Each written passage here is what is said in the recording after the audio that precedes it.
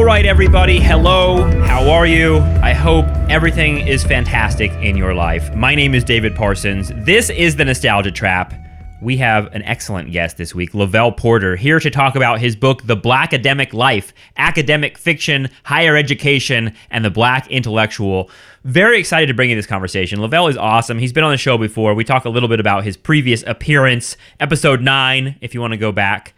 But Lavelle talks a lot about this concept of the Blackademic, this idea of black higher education and what that's meant over the course of American history. And his book is a kind of fantastic survey of academic fiction and representations of the black college and black intellectual experience. Really, really incredible stuff. We talk about many, many different eras of this, but one of the eras we touch on is the era that created the Black Studies departments in colleges across the nation. That was the 1960s and 1970s. You know, I credit the Black Studies department at the University of California, Santa Barbara with saving my life, and they don't know that. But I know that, and I maybe it's a little dramatic to say save my life. They gave me my politics. If I had not taken Otis Madison's course in Black history, Otis Madison, rest in peace, a professor at UC Santa Barbara who died just a couple years ago. I know he had a big impact on a lot of students, in part because he had such an incredible stage presence as a lecturer. Otis Madison's lectures really drilled it into my head that Black history was something that I needed to take a look at, and that was a big hole in my understanding. And my understanding of capitalism, my understanding of this nation's history, my understanding of life itself required looking at Black history and understanding that lens, because that lens was critical for me. And I remember specifically, I mean, it's kind of like tells you a little bit of kind of how teachers maybe don't expect what moment it's going to be that changes students. But I remember him like being very, very excited one day in class, telling us that we had all missed something in the 90s because we were all watching the OJ trial. And he was like, well, you fucking idiots were watching the OJ trial. Bill Clinton was passing NAFTA. And that connection between the kind of like, mainstream media and kind of celebrity news and the kind of tabloid news that had really taken over in the 90s and taken over the whole culture, that 24-hour news cycle, that O.J. Simpson thing, that kind of like obsession, how the idea that was kind of obscuring the real story, in particular the real kind of like structural economic story that really was the key to understanding everything, that was a big moment for me. So, in other words, it was a Black Studies professor who was bringing that kind of like radical critique to us in a very flamboyant way that really shook my brain around and got me thinking in a way that was outside of the very kind of narrow suburban white history that I'd been given as a kid. So, in other words, Black Studies departments are really important, and they're really important for a lot of different reasons. But one of them is because they bring that critique into the academy, and the academy needs that critique. And it's one of the things we talk about a lot on this show with Lavelle is kind of what is the university? What are we doing with it? What is its purpose? Are we just training people to be capitalists, to be assimilated to this awful culture and society? Both Lavelle and I think that there's another purpose to the university, and that there's a lot of potential for that place to be a site of revolutionary change, and it's worth fighting for, not something to be abandoned. So we get into a lot, and we talk a lot about the university and race and class, and I hope you enjoyed this conversation. You can find lots more Nostalgia Trap stuff out there. We actually put up a couple bonus episodes. Go to patreon.com/nostalgiatrap if you want to become a subscriber. We put up a bonus episode where I review and offer a few excerpts of Tom O'Neill's incredible book, Chaos: Charles Manson, the CIA, and the Secret History of the 60s. So if you want to hear some crazy Manson conspiracy stuff, go subscribe to our show. Help us out. We are totally listener-supported. No shadowy corporate backers, just the people who listen to our show and like it. So if that's you, go to patreon.com/nostalgiatrap and support us. Thanks so much. I hope you enjoy this conversation. Here is me talking with Lavelle Porter. Lavelle, thanks so much for joining me. For people that don't know Lavelle Porter, you should know his stuff and go back to the Nostalgia Trap catalog. You were a guest, one of our first guests, actually, episode 9. We recorded in May of 2014. I just went back and listened to a little bit of it. But it's kind of interesting to talk to you, and I'm glad you're back because we get to talk to you at both kind of like the beginnings of a book project and the completion of a book project. So first of all, Lavelle Porter, congratulations on your book. I want to say its name. It's called The Blackademic Life: Academic Fiction, Higher Education, and the Black Intellectual. Congratulations on finishing the book, and thanks for joining us. Thank you. Thank you for having me. It's good to be back again. Is it surreal to be on the other side of it? Do you feel a sense of accomplishment and completion in having these ideas out in the world now? Yeah, it is. And it's kind of interesting to go back and listen to that previous interview and kind of see how much things have changed since then. It was a lot of uncertainty, professionally at that time. And I guess there's still a lot of uncertainty professionally. But this was a major accomplishment, I think, to get this imprint and circulating. So yeah, that does feel good. Well, I know you were thinking about back then, and I think still you were thinking about kind of what the academic experience means, and particularly what it's meant to Black Americans and how that's evolved over time. But I don't think when we spoke before you'd landed on this title of the Blackademic Life, and I'm wondering, for people that don't know, what is the origin of that term? Because I'd never heard Blackademic before. I mean, it kind of conjures up a lot of images, obviously, but where does that come from, and why did you kind of choose to use it? Well, it's kind of catchy. It worked as a title, and I thought it was provocative and people might be interested in it. As I mentioned in the book, my first literary encounter with the term was in Matt Johnson's Pym, which is one of the novels that I kind of look at, though I don't do an extensive interpretation of Matt Johnson's novel. But it's kind of becoming a canonical academic novel, I think. So the word appears there, but it had been circulating before. I haven't done extensive etymological research on who actually used it first, but it's a term that's been around in circulation, and it just kind of worked for what I was trying to do with this project. And what are you trying to do with this project? When you say Blackademic, I mean, it kind of, for people that don't know, what does that mean to you, and where are you kind of starting? In other words, like what is Blackademic to you? Well, I would say, looking at the title, The Blackademic Life, as I mentioned in the introduction and throughout the book, was kind of tying this into the Black Lives Matter movement, and thinking about what it means to be Black and in the academy, because there's been some interaction between activists and academics when it comes to this Black Lives Matter movement, and so that was kind of where I started, and just sort of posing the question of Blackademic life and what that means. Yeah, and it seems like, so the Black Lives Matter movement, I want to say, comes about in around 2011. Is that when that phrase is coined? It's 2014. It was after the Trayvon Martin. Trayvon Martin. Yeah. Yeah. So you're writing. I guess there's been some controversy about who actually used it first, but it was,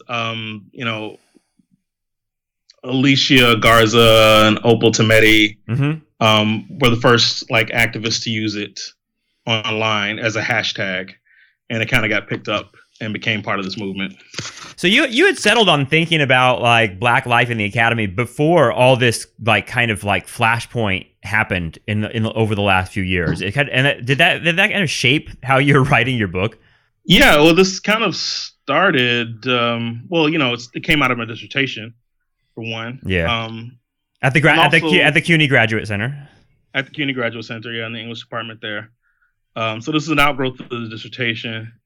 Also, kind of an outgrowth of the Obama years. Thinking about him as an academic. I mean, he's a law professor, and some of the, I think, reactions to him were partly because of his racial background, but also because he was a professor. And, thinking about the ways that Black professors appear in popular culture was something that I was interested in. Yeah, for sure. And it's funny is I feel like people responded. I mean, all kinds of people responded to Obama's kind of lectures, right? like he gave old school lectures, and that kind of professorial element of it was definitely a key in his appeal. It was kind of this idea that he was kind of a smart guy that was calling to our better natures. In other words, he seemed less like a law professor when he talked to us and more like a humanities professor. Somewhat, yeah. And he's very, well read, as a great writer. Toni Morrison praised his writing. And so he's somebody who I really thought of as, as an academic, and how we think about him as a professor and people's reactions to him, not just about him individually, but about him representing academia and the ways that academia gets deployed in popular culture in various ways. Yeah, it still seems like the people that call back to that are still like the Obama fans call back to that part of him. That in other words, the contrast with Trump is always on some sort of like intellectual level in a lot of ways, right? Is that he's like, Obama's a smart guy, and we long for that in some way. And that part of it, I think, is I think you unpack a lot of the kind of like different angles on that in your book. But I wanted to go back to the beginning, because you begin your book with kind of, well, besides the introduction where you kind of frame these issues in their kind of contemporary perspectives, that you go back to Reconstruction. You kind of really start right there. So why Reconstruction? Why does Blackademic Life? Why are you kind of periodizing as it's starting in Reconstruction? I think I have some idea, but I wanted to get at that. Well, I should say this is predominantly a literary study of literary depictions of universities and higher education, and also get into film depictions of higher ed. But it's all about representations of higher ed. So, as I kind of gesture toward at the end of the book, why write about popular culture and why write about these representations instead of the thing itself? And I try to answer that throughout the book of why these representations matter and how people use them and what their potentials are. So I should start there, that it addresses a lot of issues when it comes to higher education and race, but its focus is on artistic representations. And you get during Reconstruction is the first time you get kind of Black institutions of higher learning, right? And so immediately I kind of find it amazing that immediately there are representations of that. In other words, there are novels being written, and one of the things that you do in your book is you introduce kind of an angle on a well-known figure in American history, W.E.B. Du Bois, who's, correct me if I'm wrong, but he's more well-known to most Americans for being a historian, particularly of Reconstruction, and political writer. But you focus on Du Bois's fiction, like he wrote novels. Can you explain a little bit of like why are Du Bois's novels kind of not as much a part of his kind of canon? And what did you discover when you read Du Bois's novels? Well, it's not his primary genre. Right. He kind of was moonlighting as a fiction writer, which is amazing in itself, right? I mean, this guy's writing all these historical works. He's being recognized, should have been recognized long ago as one of the founders of the field of sociology. Alden Morris's book, The Scholar Denied, makes that case that the Atlanta University studies are essentially one of the first bodies of sociological research in American history. So he's mostly known as a historian and sociologist, but he also had these works of literature, and he was really interested in Black writers doing creative work, and really interested in images of Blackness in popular culture, and the struggle over those images was something that he was really fascinated with from the Harlem Renaissance and beyond, which was a movement that he was involved in. And it was something that he remained interested in. And some of his own first literary experiments were essentially college fiction. He was writing sketching these short stories and novels that featured educated Black protagonists. And I cite some of his essays in The Crisis, where he directly addresses his own thinking about why popular representations of Black people should include those who were like himself and like people who he knew. In other words, he wanted popular representations of educated Black people. Yeah, included in that. And that's, there's a sort of back and forth about that, because that becomes a kind of intra-racial class conflict. Right. But I'm generally on board with what he was, trying to say and trying to do. And that's that the predominant images of Black people in American popular culture in particular were, the minstrel show. That's a major part of American mass culture itself. It's even the beginning of so the he's popular saying, culture. Yeah. I mean, so why do those? Sorry, go ahead. He's asking, why are those images constantly being reproduced, and other images of Black people are less, or even rejected because they're seen as not authentically Black enough. Right. What I was precisely what he addresses. Yeah. What I was going to say is like the minstrel show and just Du Bois's own life kind of straddles the beginnings of popular culture, of mass popular culture. So it's like amazing to me that he like wants to be in that game, right? Like he's immediately kind of engaged in and understanding that that's going to matter, and that the images already are kind of taking on a really kind of nasty quality, bias quality. Yeah, in his Crisis editorial, he specifically talks about, literature, but he does this thing where he also is addressing, popular culture broadly, because he's also thinking about theater and even film, which was just starting to come into being. The other thing that, people should know about Du Bois is that he lived for an extremely long time. Yeah. He was 95 years old when he died. So, you're talking about somebody who's born, let's see, what was that? Late 1860s, is that right? I want to say that. I'm trying to remember the years. 1863. Mm-hmm. Yeah. I know he was alive. I know he was alive in 1963 because when we had Eric Foner on the show years ago, he talked about having breakfast with W.E.B. Du Bois like when he was a little kid, because Du Bois had come to his father's house because his father was a well-known, communist professor. And like, and so it's like insane to be like, I'm sitting with like a professor at Columbia in like 2000 something. And he's telling me about sitting at his breakfast table in like Long Island with Du Bois in 1963. And they talked about the March on Washington and how Du Bois was regretful that he wouldn't be able to make it. And that was his little memory of it. But like, to me, that's his life straddles such like just like the entire breadth of that century of Black history, from the Civil War until the Civil Rights Movement, which is crazy. I had a brain freeze there. It was 1868 to 1963. Okay, that makes sense. Yeah, by 1963, he was actually living in Ghana, so I'd have to figure out when exactly it is you're talking about. But yeah, he lives in Brooklyn Heights, not far from where I teach now, for 10 years. From 1951 to 1961, and then moves to Ghana, and he dies in Ghana on August 27th, 1963, which is right before. Interesting. Yeah. I want to go back and ask Eric Foner to clarify that story and the date of the story. And there was actually at the March on Washington, because by this time Du Bois actually had joined the Communist Party, had become a communist at that point. He had been accused of being a communist for years. And there was some reticence on the part of the NAACP of even acknowledging his passing at that point. So there's this kind of backstory about Roy Wilkins, who was the head of the NAACP, and Bear Rustin, who insisted you got to mention Du Bois. Oh my God! Talk about Du Bois here, because a lot of people were at that point,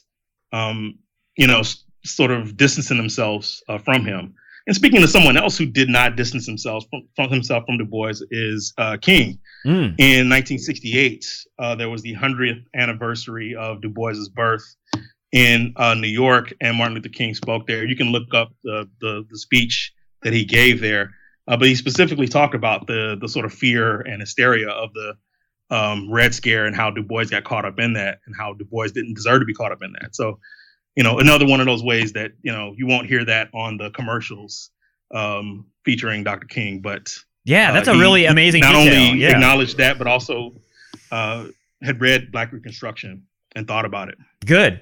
That's something that I didn't know. I didn't realize he. Now I want to go back and read that speech, because I mean, the way that King had to toe that line in his own career and his own kind of public life of accusations of communism is, arguably that's the shit that killed him in a lot of ways. So it's like that stuff. I'd love to hear what he thinks about Du Bois, but on Du Bois, like I'm interested in those academic novels, because like for people that are like historians or teach history or have ever taken like an American history class in college, Du Bois is often presented basically in one way, and that is as a kind of like foil to Booker T. Washington, and that there was this like the great debate of the 19th century between Booker T. Washington and W.E.B. Du Bois, and about education, really. But so in other words, I would expect, since Du Bois is so often presented in that, and this is a very like kind of simplistic way it's presented, but either way, it's often presented as Du Bois is kind of the champion of education, the champion of education and learning for learning's sake, and not just about like kind of, he'd be like the humanities guy versus Booker T. Washington's like the STEM guy. But like either way, does that make sense to you? And if that makes sense, how does that come through, and does that come through in Du Bois's academic novels? Yeah, absolutely. To some degree, one of the novels that I discuss is The Quest of the Silver Fleece,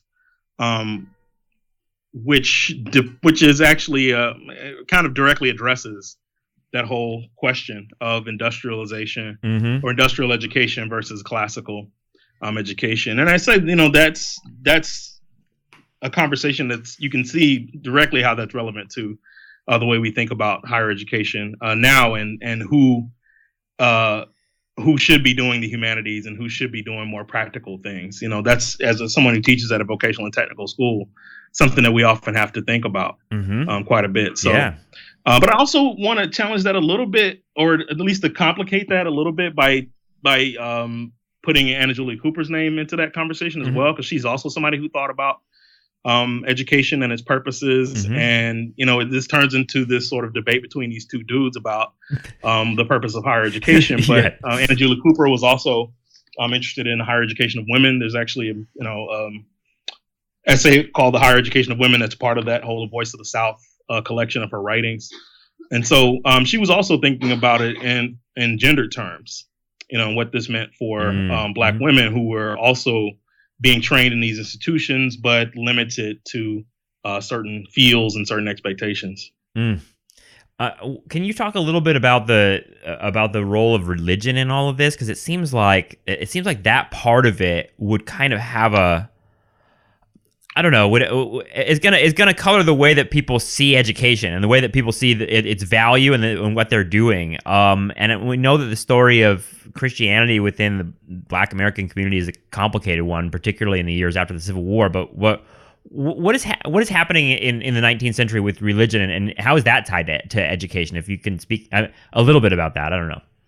Well, many of the early Black colleges, of course, were founded by churches. The philanthropists had kind of religious ideas behind supporting Black colleges. There was a sort of discourse of Christian civilizationism that were part of these institutions.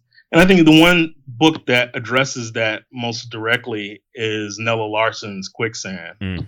And, there's another book that just came out also from Northwestern University Press called Black Free Thinkers by Chris Cameron, who is someone I know through the African American Intellectual History Society. And he essentially argues that this is, one of the first examples of Black free thought in African American literature, where you have somebody who's explicitly making an argument against religion and the church and for, secularism.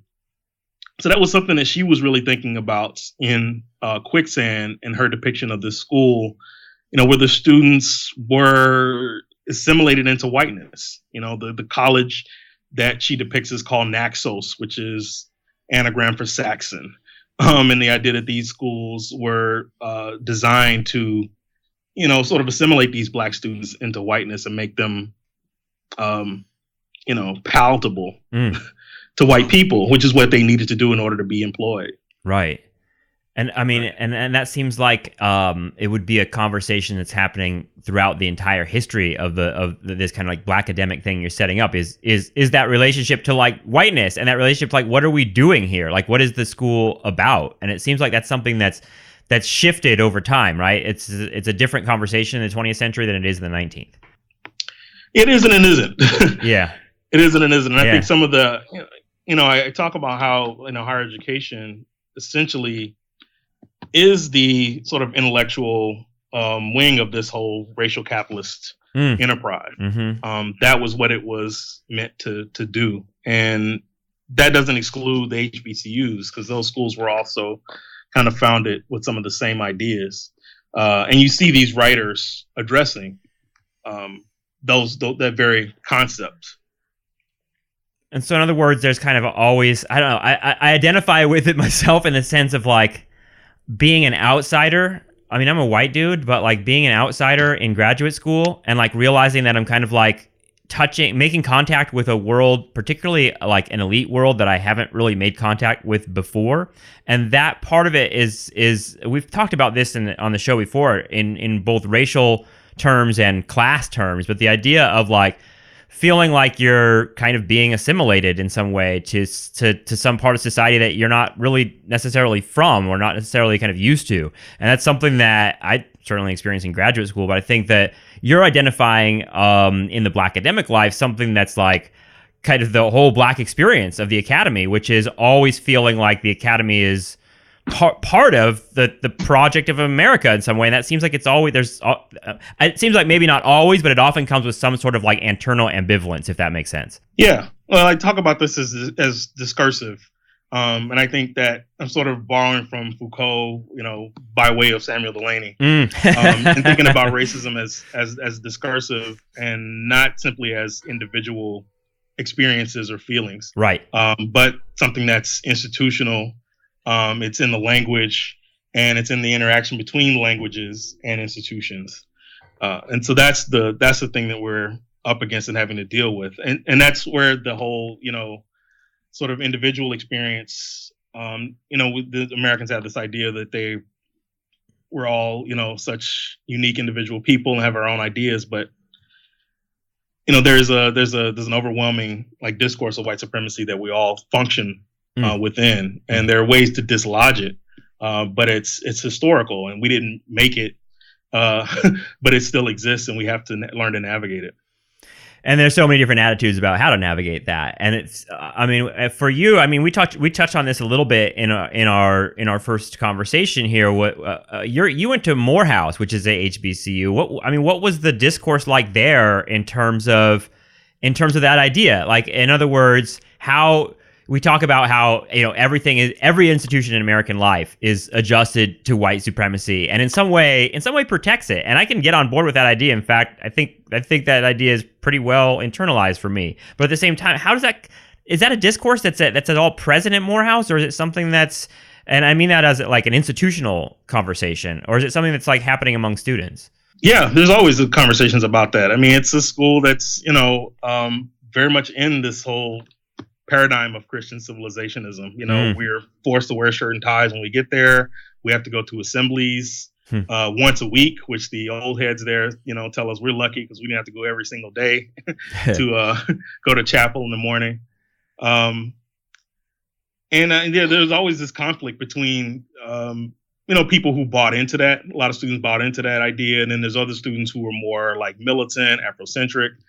Right now there's a lot of conversation about gender and sexuality at that institution, and at all the historically Black colleges, but particularly I'm thinking of like Morehouse and Spelman. And when it comes to like the Black Lives Matter movement, there was this AUC Shut It Down was one of their student organizations that was heavily involved in activism over the last few years. And some of those students have, since left the school and still find themselves kind of ostracized because of their activism. So these are schools that really kind of encourage students to be obedient and assimilate. And other students feel like, no, it's more important that we are involved and engaged in protests, and that we're not just here to, join the establishment, but to really challenge some of the oppression that we see out there. And that student activism actually comes up in some of these novels that I look at as well. Well, I mean, I like the idea that comes across in your book. That's like, I don't know. I'm someone who's, and we talked about this before too, and this comes up a lot on the show about like someone who's like kind of conflicted about being in academia at all, and like about the entire project. But then at the other end of it, being like, no, like I'm not gonna just like abandon it. This is where I want to be, and I feel like it's an institution. In other words, like worth fighting for. And I know that sounds corny, but it comes through in your book that the institution is a place that's like, I don't know, it's like the site of the struggle, in other words, if that makes sense.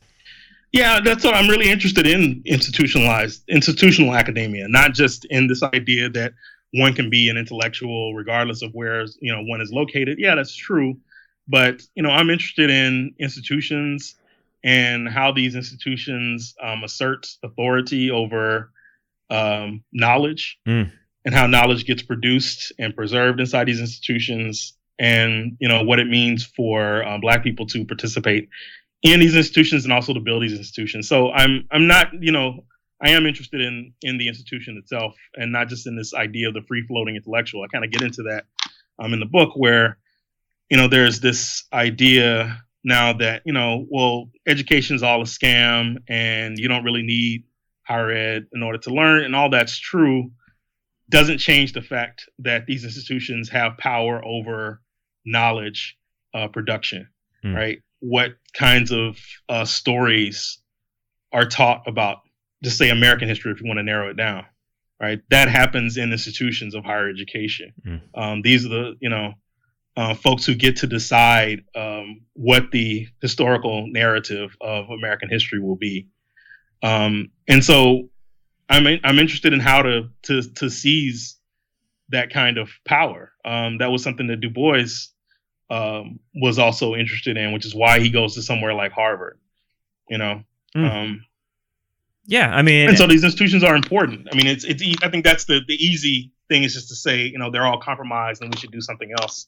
I think the more difficult thing is to really get involved in trying to transform those institutions. And I think that's a conversation a lot of people are having now, whether they're talking about, transforming higher education or revolutionizing higher ed or decolonizing higher ed, which is a concept that gets a little bit shaky sometimes. But I think that those conversations are important, because people are questioning, how do you make these institutions or change these institutions so that they're not merely participating in, oppression, but can they in some ways be institutions of liberation? Yeah. And I don't know the answer to that. I don't know. Yeah, me neither. I mean, and can they be something other than just kind of duplicating capitalism over and over? And like that I don't know. I'm with you in the sense that I see great potential in the university and the academy, and like there wasn't a big 4-year research university in my hometown when I left this town 20 years ago. But now I'm back and I work at that institution, and like seeing how there is this place now that's outside of the world of, Costco's and Bed Bath & Beyond and all the like suburban consumer bullshit that there is in this town. There's also now this other place that serves this other purpose. And even though, it has all these like problems with it, and it is duplicating capitalism, there is a sense that when I'm on that campus that there's some other thing happening beyond just the kind of depressing world of everyday American consumer life, if that makes sense. Mm-hmm. Yeah.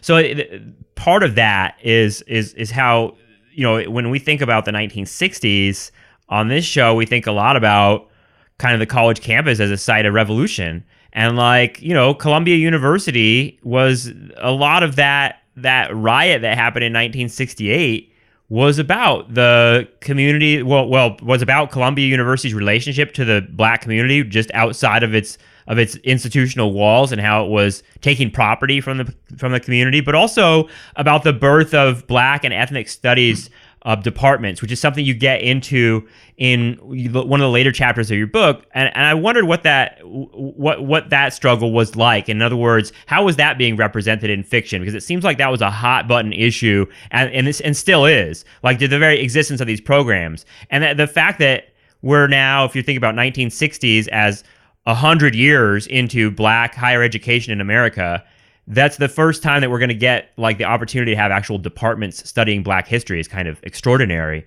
But can you talk a little bit about what that was like in terms of academic fiction, and how that was changing in the 60s and 70s during that kind of identity politics era? Yeah, that was, in this year, I guess, we're already into 2020.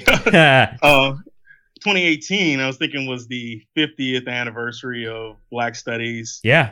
2018 and 2019, there were, events commemorating that.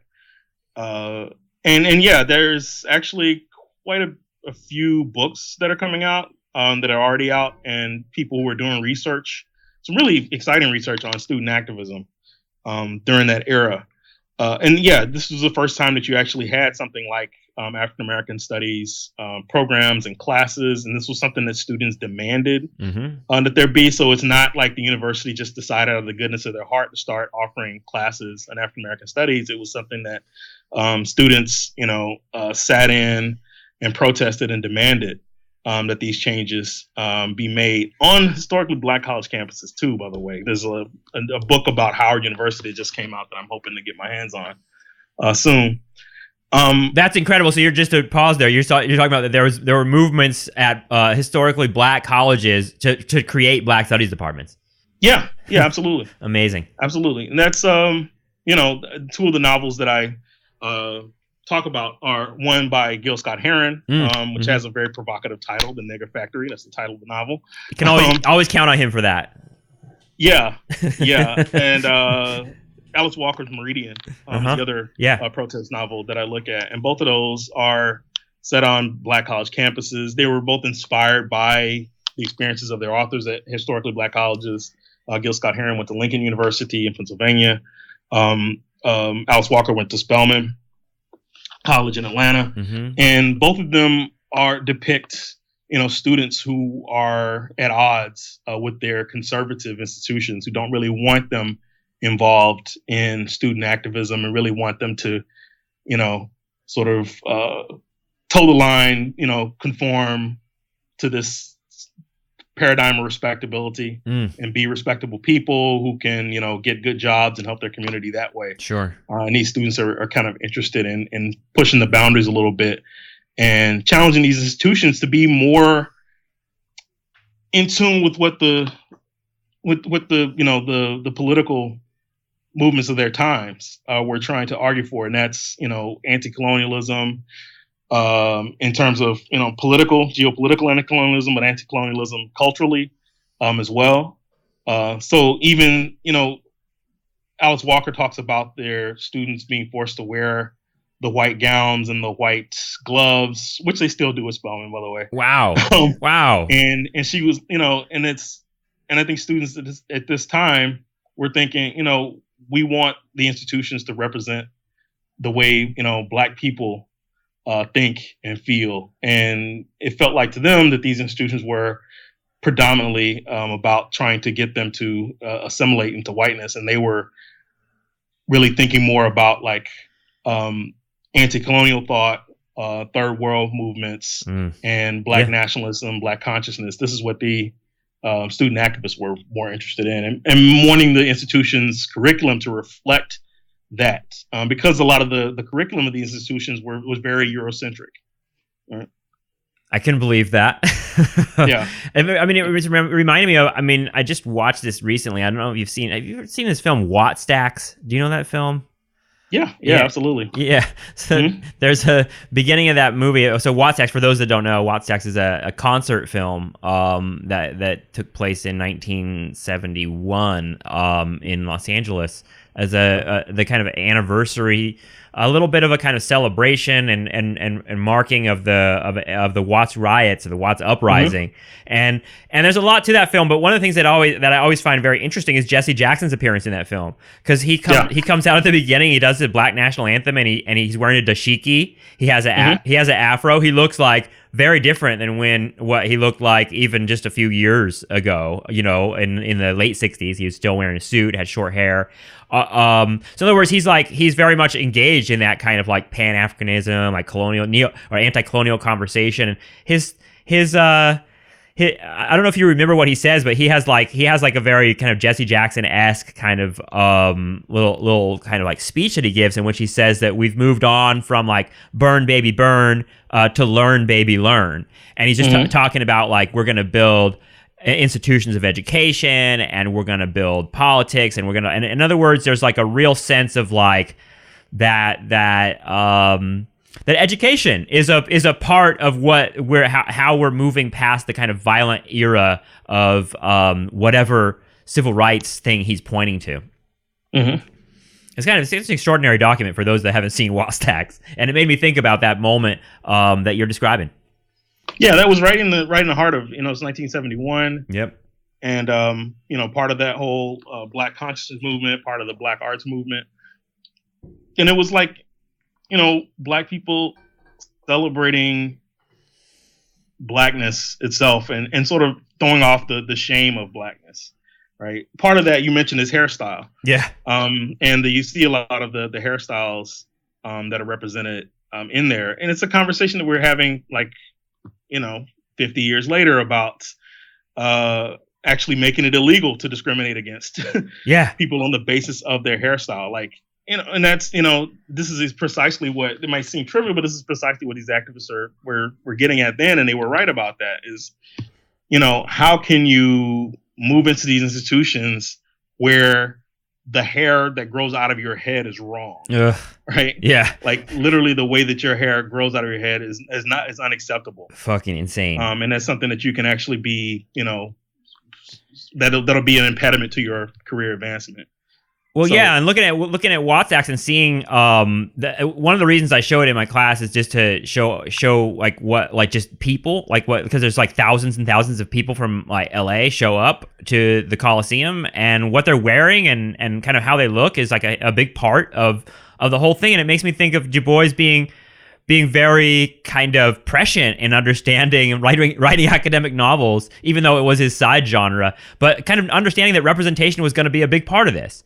And that that was going to be a big part of navigating all this, because we think about, you even get into, I'm jumping ahead a little bit, but you get into Bill Cosby at the end of this book, and I think you do just a tremendous job of framing how complicated that issue is. But either way, Cosby was the guy for me growing up in the 80s to kind of communicate this very particular thing going on in the Black community that I didn't really have any idea of because I was just a little kid. But Cosby was kind of that, signaling kind of some post-racial thing to us. He was, in other words, Obama before Obama, if that makes sense. That's complicated. Because there is a certain sense of racial pride in that. Yeah. He wore shirts from historically Black colleges. Yeah. There's the historically Black colleges they went to, Hillman, which is, a fictional college represented on the show. In one of the episodes, they go back to Hillman, and you sort of see the a Black college graduation and convocation. And that's remarkable. That hadn't been seen on television before. It was an experience that many people had, but to have that represented on primetime television was pretty amazing. And it did feel like this was a chance to see a class and a segment of Black people that hadn't been represented in popular culture before. And so it felt important and I think eye-opening for a lot of people because they hadn't seen that before. But then there was a way in which that show got deployed in political conversation, right? They were the idealized Black people who had overcome oppression and weren't, bitter or angry about it. It's the things that don't show up on that show, right? I have to go back through and do a close reading of shows because it's been a long time since I've seen them. But generally, the idea was that Cosby was the sort of ideal, respectable Black person who had overcome oppression and who, they were educated and doing for themselves, responsible, upstanding Black folks. And this is what all y'all should be aspiring to be, and not people sitting around complaining about the problems all the time. And so there was this double-edged sword about that show where, yes, it filled a void in terms of the segment of Black people that it represented, but it also got weaponized in these particular kinds of ways that are seriously ironic now that you consider what he was doing. While those depictions were on television. Yeah, and that layer always adds just kind of and you do it. And he brought it on himself. Himself with the pound cake stuff. Right? What is the pound cake thing? Because it wasn't just the show. Cosby positioned himself as a public figure that was kind of, talking about these issues. So what is the pound cake thing? Well, this was a series of meetings that he started having to, call out what he saw as pathological, cultural problems in the Black community. And it started, I guess it's so called because there was this kid who had gotten shot by the police, and it was because he had stolen a pound cake from a corner store. And so, he made this whole speech about how that's just what's wrong with Black people. And, that's become symbolic of all these problems, including like fatherlessness, teen pregnancy, lack of education, antipathy to education, all these things. And so he led these meetings, and actually, who wrote about it was Ta-Nehisi Coates. And that was kind of his breakthrough, was writing about these and contextualizing what Bill Cosby was doing. And he kind of ties Cosby into a longer tradition of like Black conservative thinking. But, again, he's going around basically telling Black people he specifically indicts the Black poor. That's what he says, that, the Black poor are not holding up their end of the deal, is what he says. Jesus. Right. That, that the Black middle and upper class are working hard, but then you have these other folks who are dragging us all down. And so he specifically targeted, these pathological behaviors. And it just, it's interesting years later to see, people who defend him. Yeah. Right. Yeah. Like there's still people who feel like he got railroaded. This was, it was a setup. He was framed. Some say that he was intending to buy NBC, and that was the reason why all this stuff came out, because, he was going to buy NBC, and then they just couldn't have a Black man owning. Conspiracy. One media company. Conspiracy. Yeah, angle, a lot of conspiracy stuff in Mm-hmm. it. And the fascinating thing is some of the folks who are defending him are people who he never would have defended. It's like, yeah. I just, one that pops in my head is like a rapper who I actually like, Joey Badass, right? Joey Badass from Flatbush, Brooklyn. I really like his stuff. But he made some comments about Bill Cosby. I'm like, dude, you're a rapper named Joey Badass. Do you think Bill Cosby would have liked you? Like, do you really think he would defend you? Why are you defending somebody who wouldn't defend you? You're a product of single mother who you actually rap about, Like, aren't the S's dollar the signs? problem that he's getting at. So why are you defending somebody who, wouldn't defend you? Yeah, and Cosby was someone who, as I recall, was telling people to pull their pants up and that kind of stuff. In other words, like that kind of like the little things. Like go back to Watt Stacks, right? The kind of iconography of Black life was something that he was attacking. I remember him for that too. But I mean, it seems like it's this. I don't know. I saw this. I don't know if you saw this really insane clip of Saul Williams going after JayZ. I don't know if did you see this? But he was like, the two of them got in like a battle about kind of exactly these issues. And JayZ was pissed at Saul Williams because Saul Williams basically said something like, JayZ made the argument that like I can't help anyone unless I have money. So like don't go after me for being rich because I can't help anybody if I'm poor, and no one can help anyone if they're poor. So everyone should be trying to be rich. And Saul Williams' response was like, thank God Harriet Tubman didn't think that way. Thank God Malcolm X didn't think that way. Thank God Martin Luther King didn't think that way. And so like JayZ emailed Saul Williams and like said some shit at him and was really pissed about it. Obviously like very kind of like hurt by that. But it makes me think about the stuff in your book. It makes me think a lot about that kind of larger conversation about like Black wealth, about, getting rich, and that kind of element of it being a kind of really difficult thing to navigate in a country that like getting rich is really the only way to survive. And that part of it seems really tricky. Yeah, I'm familiar with that. I didn't follow every, all the drama, every detail of that conversation, but I'm certainly aware. I mean, I like Saul Williams, Morehouse grad, by the way. Oh, I didn't know that. Yeah, I took a class with one of his professors. He was, people still were talking about him when I was there, and I think Slam came out when I was like 99, 2000s. I went to see that in the theater. So I've been a big fan of his for a long time. Yeah, I think JayZ represents that whole Black capitalism idea, right? That the way to get free is to make money. As he says, actually, I think the more interesting kind of debate with JayZ was when he got into it with Harry Belafonte. And I think, and to some degree, Harry Belafonte kind of is the reason why JayZ and Beyonce do as much philanthropic work as they do and have been involved in like not just in terms of donating money, but actually being involved in like racial justice movements, like with him making the documentary about Khalif Browder, and both of them being involved in supporting like black activists right now. I think he understood. I think Belafonte kind of got through to him that it's not just about philanthropy. It's not just about giving money away in charity. And they still are, they're both very much into this idea of, black billionaires or what's going to get us free. But I think Belafonte at least challenged them a little bit to realize, hey, look, it's not just about donating money, but about standing with the people. Mm.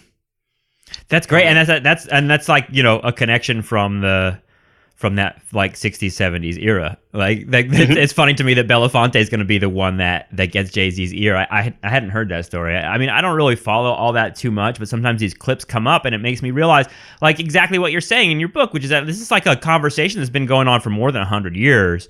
And it's evolved a lot, but it's also like a lot of the basic kind of camps are still very much present. You can see it in pop culture. Mm-hmm. I mean, I hesitate to even ask because I don't even know where it's going. But like, how did you like?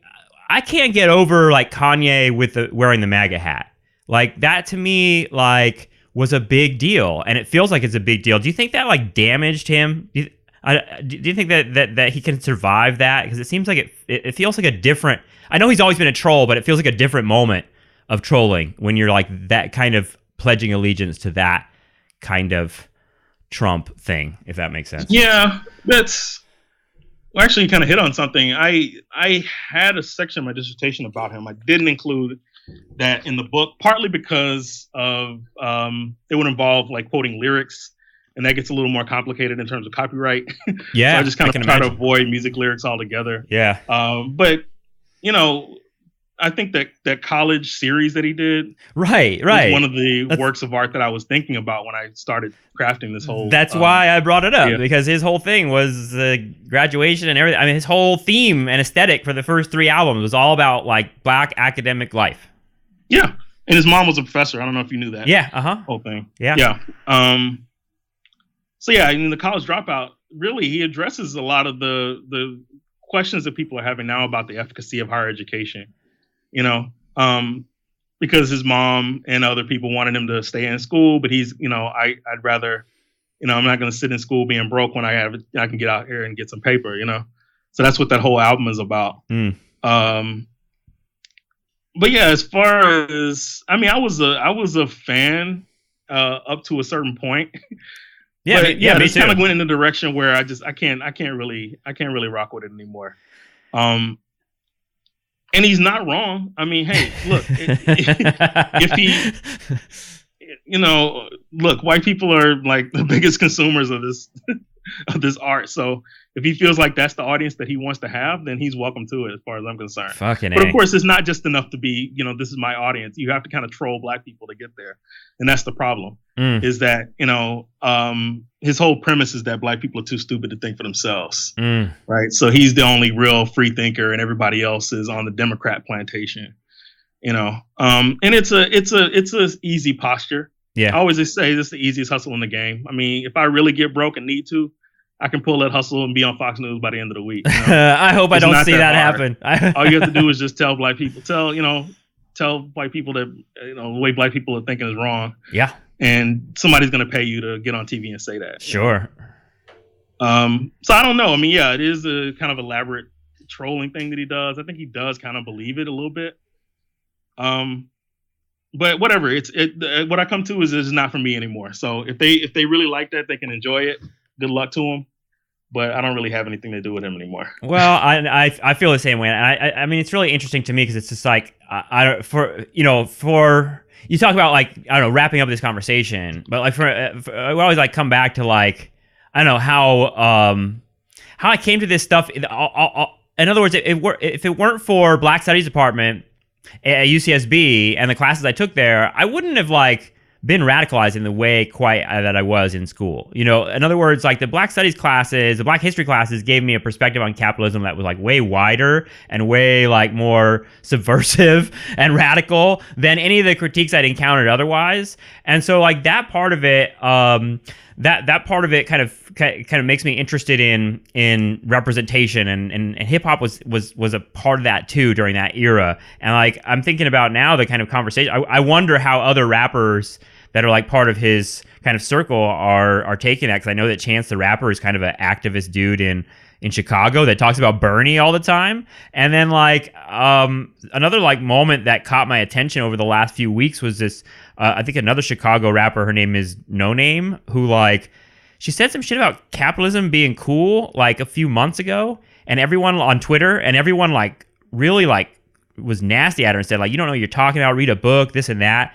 And she's kind of like in the months since kind of like taking on like all these books she started reading. And she's like all of a sudden this like radical anti-capitalist on Twitter and saying that she's not going to perform for white people anymore. And like it's just such a like incredible kind of conversation. It's very messy. It's really, you know, it's Twitter. So it's like you see every day this kind of like push and pull of all these different people like and their opinions. But either way, the kind of conversation seems like it's happening like in a really intense way in the culture right now. Is what I think I wanted to say. And yeah, just getting, as you were talking about that, I mean, this is one of the reasons why I think this book is significant. And that's an arrogant thing to say, but it's like, it is. Because a lot of conversations now about higher education and about the future of higher ed. And, you know, I think if you're looking for a critique of the institution, there's no better place to look than folks who have been historically excluded and marginalized from these institutions, and have yet tried to work within them to change them and to reform them. And I think that a lot of the writers that I focus on tend to come around to a kind of reformist idea. I mean, there's also, you know, a more radical position, which is abolish university, which is some people are talking about, as well. And I'm open to that conversation too. But really, I think it's, you know, if you're interested in the future of higher education, I think looking at the history of Black people's interactions with higher ed, you could do worse than that. Absolutely. So I want to just say the title of your book again, Lavelle Porter, The Blackademic Life, Academic Fiction, Higher Education, and the Black Intellectual. And it's not arrogance, dude. You're just telling the truth. This book is an important book, and I think that more and more people will discover it over the years, because it's kind of, for me, an access into a whole world of history and representation that we don't really get. And we have a very kind of limited understanding of what this experience is and why it gives us kind of like a key kind of lens into what the university is, what education is, what it's like to be an American and pursue education. So, Lavelle, thanks so much. It's always fun to talk to you. All right, thanks. Thanks for having me. Talk to you later. Okay, I hope you enjoyed that conversation, and I want to give a big thank you to Lavelle Porter for once again gracing us with his thoughts. His book is awesome. Go check it out. The Blackademic Life, Academic Fiction, Higher Education, and the Black Intellectual. Thanks, Lavelle. Thank you to the people who are supporting the show. If you want to do that, you can do it at patreon.com/nostalgiatrap. Thanks so much. We'll talk to you again very soon. Take care.